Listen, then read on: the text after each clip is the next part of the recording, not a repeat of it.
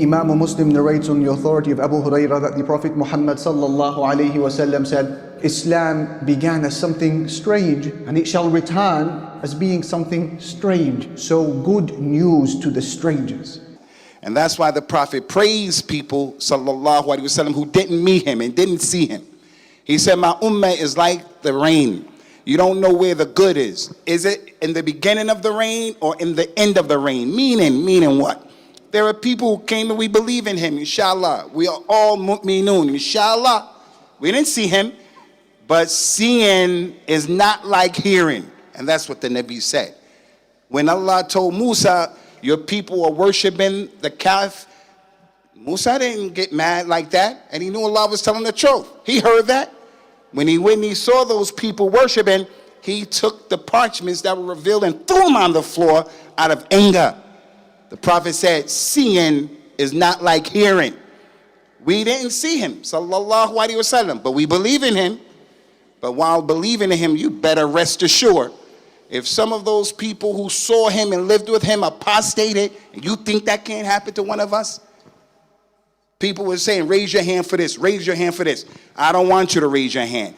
But some of us have performed Hajj and Umrah with families where the people there are apostates, atheists. And we're performing Umrah, Hajj. And the people with us don't believe in Allah. So don't be on that. Summarize what the two sheikhs said and also teach you a dua. Prophet sallallahu alayhi wa sallam said in a hadith that's in Muslim Ahmad, he taught a dua. Allahumma inni as'aluka al-thabat fil amr wal-azimatu ala al-rushd. Oh Allah, I ask you to keep me firm on this affair. Keep me firm upon Islam. Keep me firm upon the Sunnah. Don't make me deviate. Oh Allah, keep me upon the right path. وَالْعَزِيمَةُ عَلَى الرُّشْدِ, which means give me the determination, the ability, the will to be upon guidance. What that means is sometimes you know what the truth is. You know you have to wake up for salah. You know you have to go to the masjid for Jumu'ah. You know you're not supposed to do that sin. You know it. But something is stopping you. You don't have that determination. Al-azima ala rushd, to be determined to be upon guidance. So make that dua. Allahumma inni as'aluka al-thabat fil amr. Oh Allah, I ask you to keep me firm on this affair. Wal-azimatu ala rushd. And I ask you to give me the ability and determination to be upon guidance. The second thing is, what our Shaykh Abu Taymiyyah described earlier is called ujb, self-amazement. Ujb, self-amazement. It is a sickness. It is an illness that happens to the heart.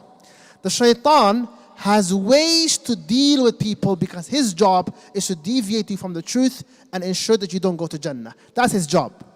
And if for some people he will come from the angle of sins, leave off the prayer, leave off the hijab, commit zina, hurt people.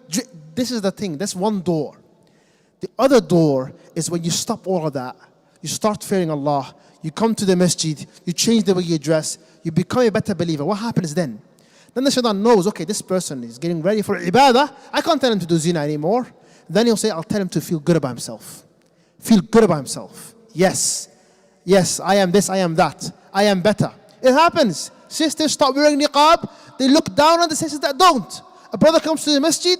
He looks down on the brother that doesn't. Ya akhi, كذلك كنتم من قبل فمن الله عليكم. You were just like that. But Allah subhanahu wa ta'ala bestowed this mercy upon you. It's not from you.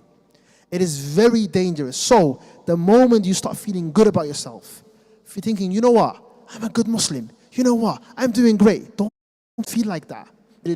I read 1 juz of Quran, 2 juz of Quran. How do you know Allah accepted that? So watch out for the illness. For my practicing brothers and sisters, watch out for ujb. That's what Shaykh Abu Taymiyyah hafidhahullah was talking about earlier. Barakallahu feekum. Jazakallah khair. Brothers and sisters, I don't care how the brother's hair looks.